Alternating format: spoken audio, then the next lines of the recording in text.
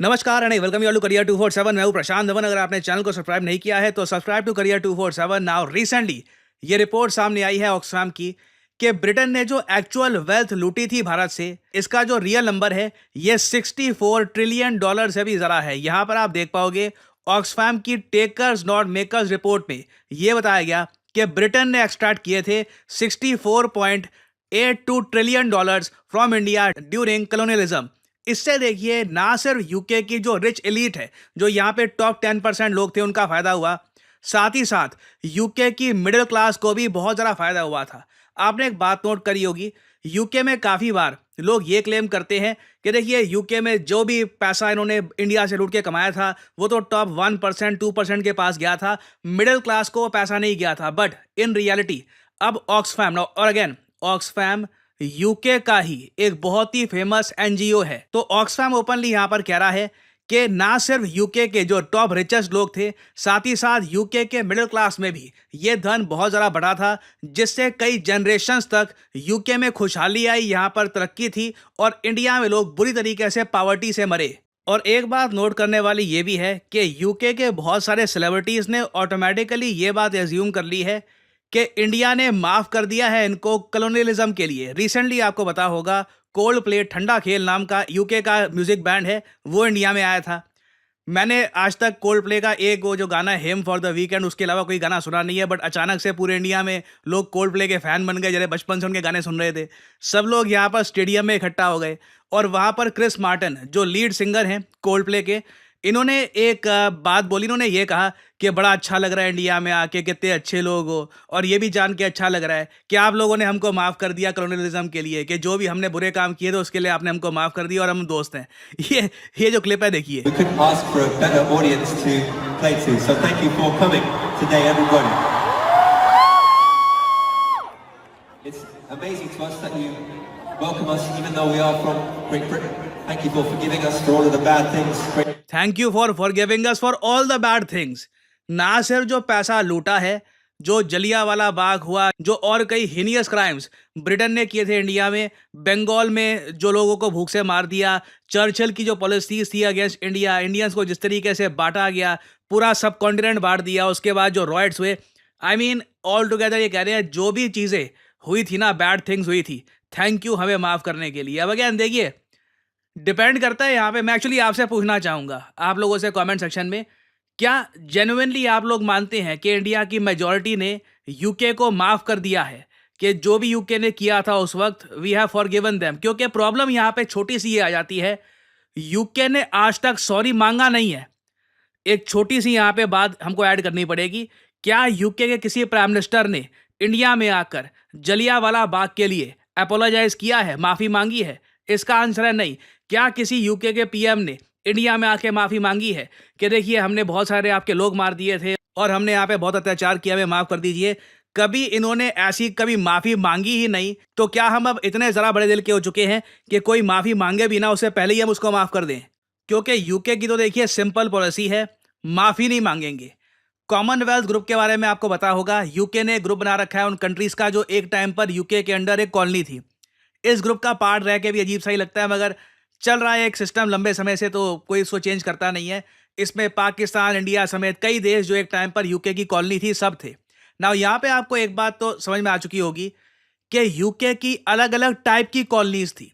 एक तरफ ऑस्ट्रेलिया था, ऑस्ट्रेलियंस पर देखिए ब्रिटिशर्स ने वो अत्याचार नहीं किए जो इंडियंस पे किए थे। यूके ने लिटरली ऑस्ट्रेलिया को बसाया है। जो भी वहाँ पे आप कह लीजिए उनके चोर चकारे, जो भी क्रिमिनल टाइप के लोग थे, उनको डिपोर्ट कर दिया ऑस्ट्रेलिया में मास स्केल पर। और ये ऑस्ट्रेलिया की मेन स्टार्टिंग पॉपुलेशन थी, बाकी और लोग भी आए ऑस्ट्रेलिया में। इस तरीके से ऑस्ट्रेलिया को बसाया। यूएसए को भी आप कह लीजिए काफ़ी हद तक यूके ने बसाया है। वहाँ पे उनकी प्रॉब्लम्स हुई थी, सिविल वॉर हुई थी, but that was because of taxes, other reasons थे। मगर कई देश थे जहाँ पर यूके ने लिटरली स्लेवरी चलाई थी। जैसे फॉर एग्जाम्पल भारत है, पाकिस्तान तो खैर उस वक्त था नहीं, बट पाकिस्तान का जो मॉडर्न डे आज के समय रीजन है ये भी, उसके अलावा म्यांमार में, कई और अफ्रीका के देशों में, जब काफ़ी बार यूके से पूछा जाता है कि देखिए कम से कम स्लेवरी के लिए तो माफ़ी मांग लो, ये तो आपने किया था, कहते हैं नो, नो अपोलॉजी, माफ़ी नहीं मांगूंगा मैं।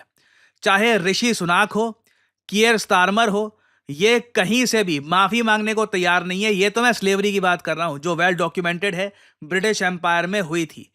अब इस सब के अलावा अगर हम जलियांवाला बाग मैसेकर की बात करें तो ये इसकी वजह से देखिए कितने लोगों ने सफर किया।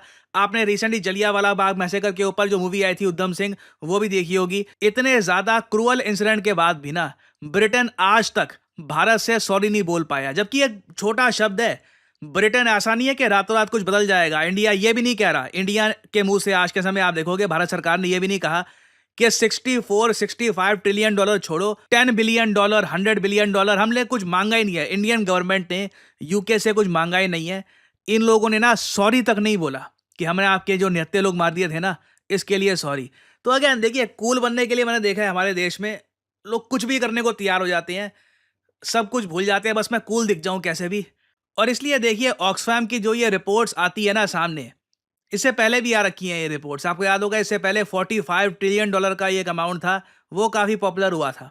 अब इस बार नई रिपोर्ट आ गई है, इसमें बताया जा रहा है कि the money extracted from India by the UK, जो 100 साल की कॉलोनिज्म हुई थी बिटवीन 1765 टू 1900, ये अगेन जो हम 1947 की बात भी नहीं कर रहे, तो जो एक्चुअल अमाउंट है मोस्ट प्रॉब्ली 64.82 ट्रिलियन डॉलर से भी ऊपर का है। ये जो पैसा इंडियन इकोनॉमी से निकालकर यूके की इकोनॉमी में पंप कर दिया गया था ड्यूरिंग कॉलोनियलिज्म, ठीक है ये नंबर सामने आ गया, मगर इसका होगा क्या? मैं आपको बता दूं, कल के कल कोई यूके की कोई और आर्टिस्ट, केटी पेरी या फिर कोई और वहां पे बड़ा सिंगर ये अनाउंस कर देगा जी हम इंडिया में आ रहे हैं, टूर करेंगे, लोग पैसा देंगे लाखों रुपए, 2-3-4 लाख रुपए देकर वीआईपी सीट में बैठ जाएंगे। वहां पे सिंगर बोल देगा कि थैंक यू मैं माफ करने के लिए, इंडियंस कहेंगे हाँ ठीक है माफ कर दिया, बस गाना गाते रहो बस। तो अगेन देखिए ये जो अमाउंट है डजंट रियली मीन एनीथिंग जब तक हम इस पे कोई एक्शन नहीं लेते। फॉर एग्जाम्पल मैं आपको बताऊं, देखिए जर्मनी ने ज्यूज के साथ बहुत अत्याचार किया था, एक हिस्टोरिकल फैक्ट है। ब्रिटेन ने इंडिया पे बहुत अत्याचार किया था, एक हिस्टोरिकल फैक्ट है। जर्मनी ने ना बिलियंस ऑफ डॉलर्स पे किए हैं इजराइल जैसी छोटी आबादी वाले देश को। अभी रिसेंटली ना जब अक्टूबर 7 का अटैक हुआ था इजराइल पर, जर्मनी ने फिर से हॉलोकॉस्ट सर्वाइवर्स को पैसा दिया है, क्योंकि जर्मनी को लगा कि वो मेंटली ट्रॉमेटाइज हो गए होंगे। अभी भी आप अगर देखो तो मिलियंस ऑफ डॉलर जर्मनी की तरफ से जाते हैं इजराइल को, और जर्मनी बार बार माफी भी मांगता है कि जो हमने किया था वो बहुत ज़्यादा गलत था। अब मैं कहता हूं देखिए, अब इजराइल एक अलग ही कंट्री है, वो हमें साफ दिखता है जिस तरीके से उनका इन्फ्लुएंस है यूएसए पर, जिस तरीके से ये रिएक्ट करते हैं जब इन पे अटैक होता है। हम लोग इजराइल नहीं है इन एनी वे शेप और फॉर्म। मगर मैं ये कह रहा हूं कि चलो पैसा ना निकालना, पैसा में तो खैर अब दिक्कत यहां पर यही है कि हम कितना पैसा मांगे यूके से। जो ये अमाउंट है 64.82 ट्रिलियन डॉलर्स, इतना इंडिया की नॉमिनल जीडीपी का नहीं है। मैं कहता हूं पीपीपी जो जीडीपी है उतना नहीं है, ना यूके की जीडीपी का है। इतना पैसा तो खैर यूके नहीं दे पाएगा। मैं तो कहता हूं अगर हम यूके से आज के समय 64 बिलियन डॉलर भी मांग लेना, तब भी यूके कहेगा नहीं नहीं ये तो बहुत सारा पैसा है, कैसे हम दे पाएंगे 64 बिलियन डॉलर, ये तो हमारा डिफेंस बजट के आसपास का पैसा हो गया। तो पैसा तो मुझे लगता नहीं है कि अब जाके मिलेगा, इतना लंबे समय बीत चुका है। मगर एटलीस्ट मैं कहूंगा as a nation, as a united nation, हम सिविलाइज तरीके से यूके को ये तो कह सकते हैं कि थोड़ा ह्यूमन एलिमेंट दिखाइए यहाँ पर, एटलीस्ट सॉरी तो बोल दो कि जो तुमने किया था वो गलत था, ताकि हम आगे बढ़ पाएं। यूके इंडिया के रिलेशंस काफी अच्छे हैं, लोग जाते हैं वहां पे काम करते हैं, पैसा कमाते हैं। अब तो खैर कम हो गया है, यूके से कई मिलियनियर्स भाग रहे हैं, मगर ओवरऑल इंडिया यूके के रिलेशंस ठीक ठाक हैं आप कह सकते हैं। तो ये रिलेशंस और जरा बढ़िया हो सकते हैं अगर यूके सिंपली अपोलोजाइज कर ले। बाकी देखिए ये जो अमाउंट है ना 64.82 ट्रिलियन डॉलर्स का, ये इंडियंस के लिए एक रिमाइंडर है। जो ये इन्होंने रिपोर्ट पब्लिश करी है टेकर्स नॉट मेकर्स की, ये अमाउंट हमको रिमाइंड करवाएगा हमेशा कि जब जब हम बटे हैं आपस में, जब जब हम इकट्ठा होकर एक एक्सटर्नल थ्रेट के सामने खड़े नहीं हुए ना, हमारा बहुत नुकसान हुआ है। जनरेशंस का पैसा हमारे हाथ से निकल गया। मैं आपको एक बात बताता हूं, अगर आप धरती को देखो ना, और जिन कंट्रीज को बुरी तरीके से रेसिज्म के साथ एक कॉलोनी बनाया गया था, अगेन मैं कहूंगा देखिए ऑस्ट्रेलिया न्यूजीलैंड भी यूके की कॉलोनी थी, मगर यूके ने ऑस्ट्रेलिया न्यूजीलैंड को बिल्ड किया था, यहाँ के लोगों को भूखा नहीं मारा था। ऑस्ट्रेलिया के जो गोरे यहाँ पे जो लोग यहाँ पे रहते हैं उन पर जलियांवाला बाग कांड जैसा अत्याचार यहाँ पे नहीं हुए थे। तो अगर हम देखें कि रेसिज्म के साथ जिन कंट्रीज को दबाया गया लंबे समय तक कॉलोनियलिज्म से, वो कंट्रीज प्रॉपरली उठ नहीं पाए हैं। इंडिया एक अलग ही आपको एग्जांपल दिखेगा कि एक ऐसा कंट्री है जो अपने कॉलोनाइजर से नॉमिनल जीडीपी के मामले में आगे निकल चुका है, सैटेलाइट्स लॉन्च कर रहा है, एक स्ट्रॉन्ग सुपर पावर बन चुका है। नहीं तो आप अफ्रीका देख लीजिए, कॉलोनियलिज्म ने अफ्रीका को बर्बाद कर दिया, डिस्ट्रॉयड दिस होल कॉन्टिनेंट। आप फिलीपींस को देख लीजिए, एक आसियान देश है, इंडोनेशिया को देख लीजिए, ये कंट्री कभी उभर पाए, अपनी पीक पर पहुंच पाए? नहीं पहुंच पाए। लोग कहते रहे कि जापान पर देखिए, हिरोशिमा नागासाकी का, एक बार को ना एक शहर को डिस्ट्रॉय कर देना या दो शहरों को डिस्ट्रॉय कर देना वो अलग बात है, मगर पूरे एक कंट्री को आप गुलाम बना दो, उनकी जो इकोनॉमी है डिस्ट्रॉय कर दो, उनके कमाई का जो जरिया था वो आप डिस्ट्रॉय कर दो, उनको गरीबी में आप धकेल दो, एक बड़ी पॉपुलेशन को आप भूख से मार दो, दैट इज डेवास्टेटिंग। उससे उभरने में देखिए कई सदियां लग जाती हैं। And we should all be proud कि आज के समय ये जो बहुत ही सुंदर पीस ऑफ लैंड है that we call our country India, ये बहुत अच्छा कर रहा है। ठीक है, कमियां हैं, मानता हूं, बट जो हमारे साथ हुआ था ना, उसको कंपेयर करोगे बाकी कंट्रीज के साथ, वो सब चीजें देखकर वी आर डूइंग वेल। और फ्यूचर में देखिए तरक्की करेंगे हम। जो भी कमियां हैं, जो भी प्रॉब्लम्स लोगों को लगती हैं कि यार ये ठीक नहीं है, ऐसा नहीं है, इसको इंप्रूव ही करेंगे and we will make India a better place. बाकी घूम फिर के बाद यही आती है, क्रिस मार्टिन ने जो बोला, मैं अगेन वो भी नहीं कहूंगा कि गलत है, but at the same time ये भी बोलना पड़ेगा कि हम लोग फॉरगिव तो कर ले मगर माफी तो मांग लो। और ऑक्सफैम इंटरनेशनल की इस रिपोर्ट में ना वही बात बोली गई है जो ऑलरेडी हमको काफी हद तक पता है, कि जो ये पैसा लूटा गया इंडिया से, इसका इम्पैक्ट हम आज भी फेस कर रहे हैं। ग्लोबल साउथ ओवरऑल बहुत पुअर है, यहाँ पर पगारें कम है, डेवलपमेंट बहुत कम हुई है, कई इलाके हैं वहाँ पर एजुकेशन बहुत कम है, तरक्की वहाँ पे ना के बराबर हुई है, क्योंकि टाइम लगता है। देखिए, आप 200 साल के नुकसान को ये कह दो कि झट से बस 70 ईयर्स में सब कुछ ठीक कर दो, it will take time. India काफ़ी हद तक हील कर चुका है, it will take us more time to heal more.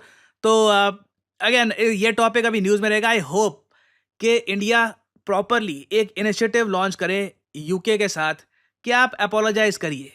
Relations आगे तब तक बढ़ेंगे नहीं जब तक आप अपोलोजाइज करते नहीं है। मुझे वैसे उम्मीद तो नहीं है कि वैसे ये होगा, but this is a visual thinking. खैर, फाइनली यहाँ पे आप लोगों से मैं सवाल पूछूंगा, वो कौन से मुगल एम्परर थे जिनके अंडर पहली बार एक ब्रिटिशर मुगल कोड में अंडर आया था टू सिक्योर रॉयल पैट्रोनेज? ये आप कह लीजिए इंडियन हिस्ट्री में डिफाइनिंग मोमेंट था। यहाँ से आप कह लीजिए ब्रिटिशर्स को एक पास मिल गया था इंडिया में एंट्री करने का, और उसके बाद ट्रेड करना इन्होंने शुरू किया, और वो ट्रेड कर करके कहाँ पहुँच गए वो आप सबको पता है। बताइए कौन से मुगल एम्परर थे जब पहली बार एक ब्रिटिशर्स ने सिक्योर कर ली थी रॉयल पैट्रोनेज? विलियम हॉकिंस की यहाँ पे मैं बात कर रहा हूँ। ये 1608 में हुआ था, बहुत ही फेमस हिस्टोरिकल इंसिडेंट है ये। बताइए कौन थे वहाँ पे मुगल एम्परर? ये हैं आपकी ऑप्शंस, अकबर, औरंगजेब, बाबर या फिर जहांगीर। कमेंट सेक्शन में करिए उत्तर। जो लोग देंगे सही आंसर उनकी कमेंट कर दे दूंगा मैं हार्ट, ताकि बाकी लोग समझ पाएं कि सही उत्तर क्या है। और फाइनली आप लोगों के लिए एक बहुत ही इंपॉर्टेंट मैसेज। देखिए, कई लोग पूछते हैं काफ़ी बार कि मैं कौन सा स्किल सेट एक्वायर करूं, मुझे अपने करियर में तरक्की करनी है, ज़्यादा कमाना है, एक्चुअली कमाना शुरू करना है, ग्रेजुएशन कर ली है, अभी तक लाइफ में कुछ कमा नहीं पाया, पहली जॉब स्टार्ट करनी है, what should I do? Competition बहुत है जॉब मार्केट में। आप कहीं भी गूगल सर्च कर लीजिए। अगेन, ये कोई आर्टिकल, कोई एडवर्टीजमेंट का नहीं है, this is an actual report of a research. और यहाँ पे आप देख पाओगे लिखा है स्ट्रॉन्ग डिमांड है for skill sets in data analytics, generative AI, machine learning. ये 3 एस्पेक्ट्स हैं जहां पर जॉब्स ऑनलाइन ऑफलाइन हर जगह बढ़ती जा रही है।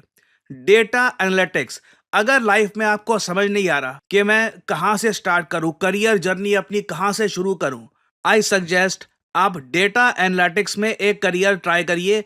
ये एक ऐसी फील्ड है आज के समय जहां पर यूएस, यूरोप, जापान, दुनिया भर में लगातार जॉब्स बनती जा रही हैं। और career 247 in partnership with NASSCOM, जैसे आप लोग जानते हैं, national association of software and service companies है। ये भारत का सबसे बड़ा नॉन गवर्नमेंटल ट्रेड एसोसिएशन है। हम आपके लिए लाए हैं state of the art data analytics course, जो आप घर बैठ के ऑनलाइन कर सकते हैं, और बिल्कुल इस कोर्स के बेसिस पे आपकी जॉब भी लग सकती है।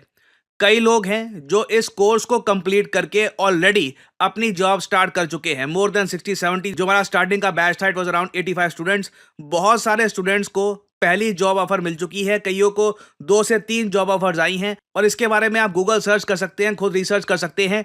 डेटा एनालिटिक्स में लगातार आपके पास नौकरियां बढ़ती जा रही है दुनिया भर में, ना सिर्फ भारत में, दुनिया भर में। और एवरेज सीटीसी यहाँ पे रहता है 8 लाख रुपए साल के। Highest CTC of course 32-33 lakh रुपए साल के भी जा सकते हैं। वो ऑफ कोर्स डिपेंड करता है कि आप साथ साथ में कौन कौन सी स्किल्स एक्वायर करते हैं। जो टूल्स हम आपको सिखाएंगे इस कोर्स में ये आपके सामने है। SQL, Excel, pandas, Amazon web service, power BI, इन सब का आपको प्रॉपर मास्टर बना दिया जाएगा। You will learn all these tools. साथ ही साथ आप प्रोजेक्ट्स पर भी काम करेंगे। ऐसा नहीं है कि बस क्लास हो गई आपके सामने और आप देख रहे हो अच्छा ठीक है मैं डेटा एनालिस्ट बन गया। हम आपको प्रोजेक्ट्स भी करवाएंगे ताकि जो नॉलेज आपको आ रही है उसको यूज कैसे करना है वो भी आप सीख पाए। आप वर्ल्ड बैंक डेटाबेस का एक प्रोजेक्ट होगा, इस पे काम करेंगे। वेब स्क्रैपर का प्रोजेक्ट होगा, बाइक रेंटल डेटा एनालिटिक्स का एक प्रोजेक्ट होगा, ताकि आप जेन्युइनली समझ पाएं कि किस तरीके से आपको अपना ज्ञान इस्तेमाल करना है एक एक्चुअल जॉब में। साथ ही साथ देखिए ये कोर्स परचेज करते ही 200 से भी ज्यादा स्किलिंग कोर्सेज का आपको एक्सेस मिल जाएगा। आप घर बैठ के Python, C++, GitHub, various skilling courses complete कर सकते हैं। जितना ज्ञान आप जरा प्राप्त करेंगे, जितना अपने हुनर को आप निखारेंगे, इवेंचुअली उतना आप कमा सकते हैं, उतनी आपकी डिमांड बढ़ेगी। तो ये एक ऐसा करियर है जिसके बारे में बिल्कुल आप लोग सोच सकते हैं। नंबर्स को लेकर इतना नर्वस नहीं होते आप। आपका कोडिंग में इंटरेस्ट है, आप एनालिस्ट बनना चाहते हैं, डेटा एनालिस्ट बनना चाहते हैं, आपके सामने गोल्डन अपॉर्चुनिटी है। I don't think you will get an opportunity like this again. Comment section में जाइए, यहाँ पे आपको लिंक मिल जाएगा, change your life with our data analytics course, enrol now. Link पर यहाँ पे आपको करना है क्लिक, और उसके बाद यहाँ पे अपने जो पर्सनल डिटेल्स हैं, नाम, ईमेल, नंबर, कॉलेज नेम अगर ऑप्शनल है, अगर नहीं है तो भी कोई प्रॉब्लम नहीं है, यहाँ पे आप अप्लाई नाउ पे कर सकते हैं क्लिक। हमारी टीम आपको कॉन्टैक्ट करेगी and you can start your journey as a data analytics aspirant. Good luck to all of you. और इसी नोट के साथ ये है वीडियो का अंत। Thank you for listening and as I always say, may the gods watch over you.